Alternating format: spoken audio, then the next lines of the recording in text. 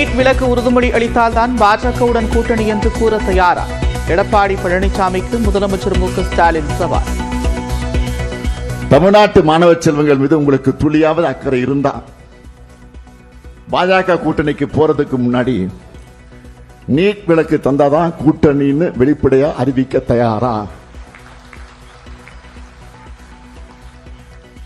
உருப்படியா ஒன்னும் பண்ணாம வாய்ச்சவடால் விட்டுட்டு இருக்கிறது தான் மக்களால் மீண்டும் மீண்டும் நீங்கள் புறக்கணிக்கப்பட்டு இருக்கிறீங்க. உதகையில் புதிய அரசு மருத்துவக் கல்லூரி மருத்துவமனையை திறந்து வைத்தார் முதலமைச்சர் மு.க.ஸ்டாலின். 700 படுக்கை வசதிகளுடன் பிரம்மாண்ட மருத்துவமனை.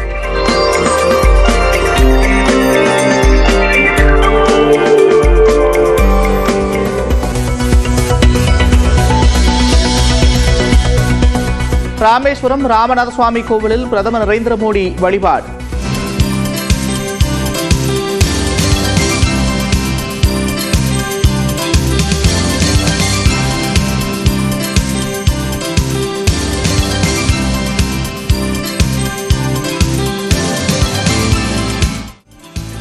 மாலை அணிவித்து பிரசாதமாக தீர்த்தங்கள் வழங்கின.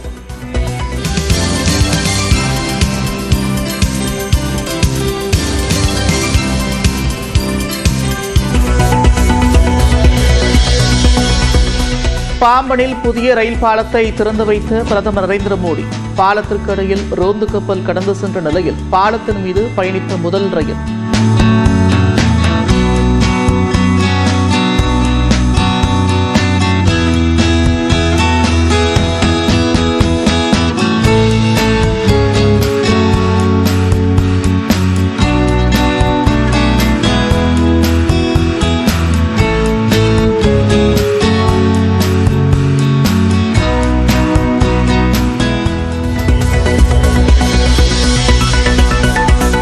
ராமேஸ்வரம் தாம்பரம் இடையே புதிய ரயில் சேவை கொடியசைத்து தொடங்கி வைத்த பிரதமர் நரேந்திர மோடி.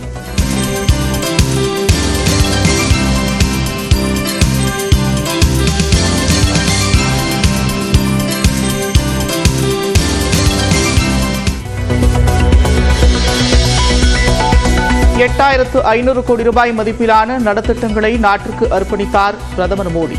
ராமேஸ்வரத்தில் நடந்த அரசு விழாவில் வாலாஜாபேட்டை 4 வழிச்சாலை திட்டத்திற்கும் அடிக்கல் நாட்டினார்.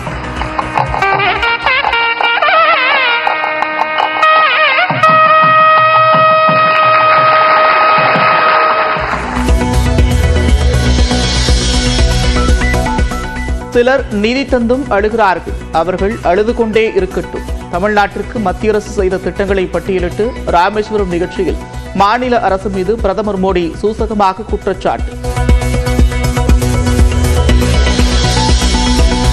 தமிழக இளைஞர்கள் மருத்துவ படிப்புக்கு வெளிநாட்டிற்கு செல்லக்கூடாது என்பதற்காக 11 மருத்துவக் கல்லூரிகள் கிடைத்துள்ளன. மருத்துவ படிப்பை தமிழில் கொண்டுவர வேண்டும் என்று தமிழக அரசுக்கு பிரதமர் மோடி வலியுறுத்தல். தமிழக அமைச்சர்கள் பலர் ஆங்கிலத்தில் அனுப்பும் கடிதத்தில் கையெழுத்து கூட தமிழில் இல்லை. ராமேஸ்வரத்தில் நடந்த அரசு விழாவில் பிரதமர் நரேந்திர மோடி விமர்சனம்.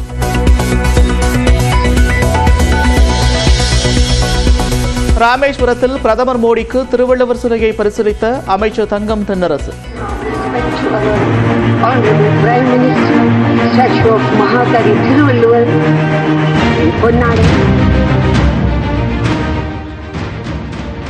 ராமரின் பட்டாபிஷேக படம் தஞ்சை ஓவியத்தை பரிசாக வழங்கி தமிழில் பேசிய மத்திய ரயில்வே துறை அமைச்சர் அஸ்வினி வைஷ்ணவ்.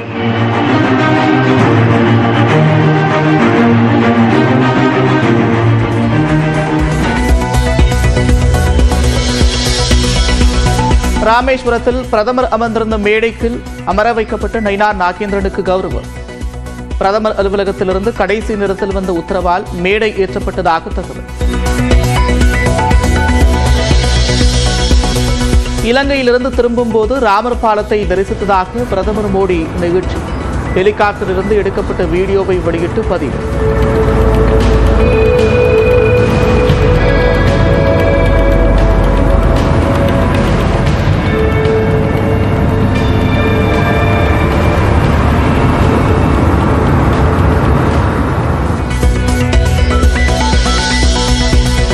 ராம நவமியை ஒட்டி 170 கிலோமீட்டர் பாத யாத்திரையை நிறைவு செய்தார் அனந்தபாணி. குஜராத் மாநிலம் ஜாம்நகரில் தொடங்கிய பாத யாத்திரையை துவாரகா வரை வழிநெடுங்கிலும் ஏராளமானோர் இணைந்து உற்சாகம்.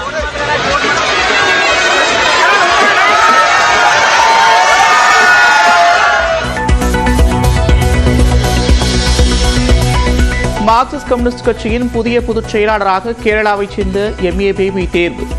மதுரையில் நடைபெற்ற மாநாட்டில் பொலிட் பியூரோ உறுப்பினர்களாக தமிழகத்தைச் சேர்ந்த பாலகிருஷ்ணன், வாசுகி தேர்வு செய்யப்பட்டனர். தென் வங்கக்கடலில் 48 மணி நேரத்தில் காற்றழுத்த தாழ்வு பகுதி உருவாகும். வானிலை ஆய்வு மையம் கணிப்பு.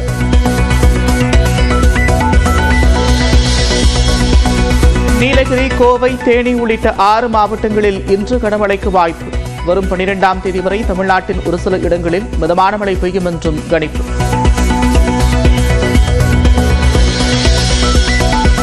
மத்திய நிதியமைச்சர் நிர்மலா சீதாராமனை சீமான் சந்தித்து பேசியதாக தகவல்.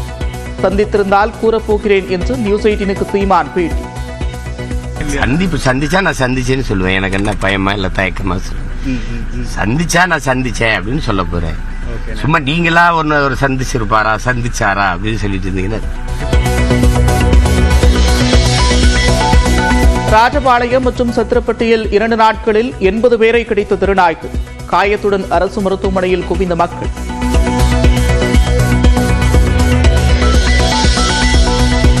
திருப்பூர் மத்திய பேருந்து நிலையத்தில் குழந்தைகளை பிச்சை எடுக்க வைத்ததாக புகார். குழந்தைகள் கடத்தல் தடுப்பு பிரிவு போலீசார் நடத்திய சோதனையில் 2 கைக்குழந்தைகள் உட்பட 5 குழந்தைகள் மீட்பு, 2 பெண்களிடம் விசாரணை.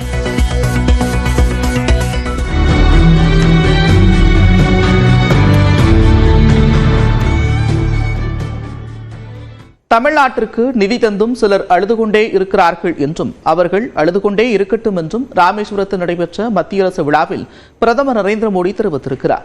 பாம்பன் ரயில்வே பாலத்தை திறந்து வைப்பதற்காக பிரதமர் நரேந்திர மோடி ராமேஸ்வரம் ராமநாத சுவாமி கோவிலில் சுவாமி தரிசனம் செய்தார். அதனைத் தொடர்ந்து ராமேஸ்வரத்தில் நடைபெற்ற மத்திய அரசு விழாவில் பிரதமர் நரேந்திர மோடி பங்கேற்றார்.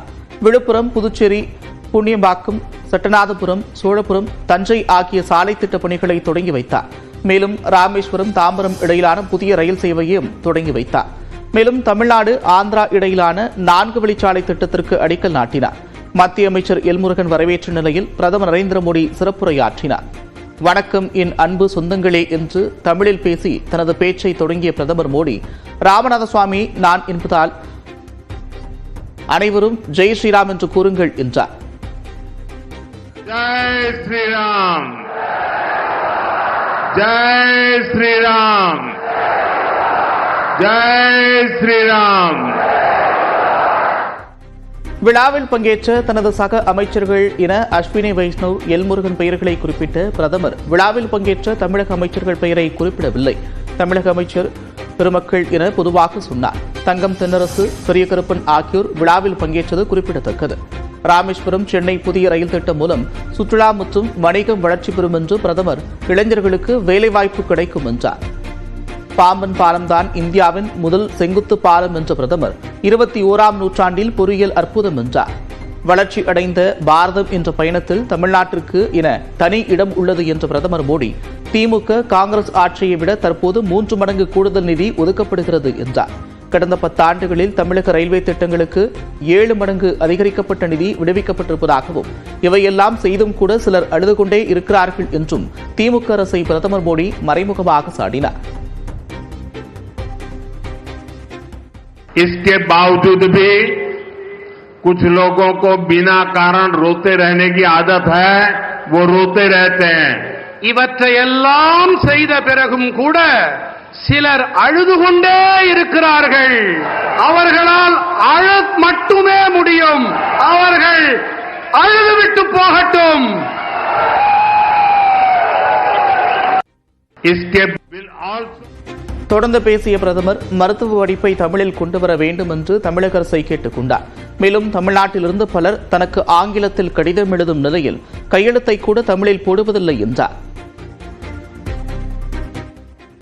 साथियों, देश भर में कई राज्यों ने मातृभाषा में डॉक्टरी की शिक्षा आरंभ की है. अब गरीब से गरीब मां का बेटा बेटी भी जिसने अंग्रेजी नहीं पढ़ी है वो भी डॉक्टर बन सकते हैं। मैं भी तमिलनाडु सरकार से आग्रह करूंगा कि वे तमिल भाषा में डॉक्टरी के कोर्सेज चालू करें ताकि गरीब मां के बेटे बेटी भी डॉक्टर बन सके। तमिलनाडु के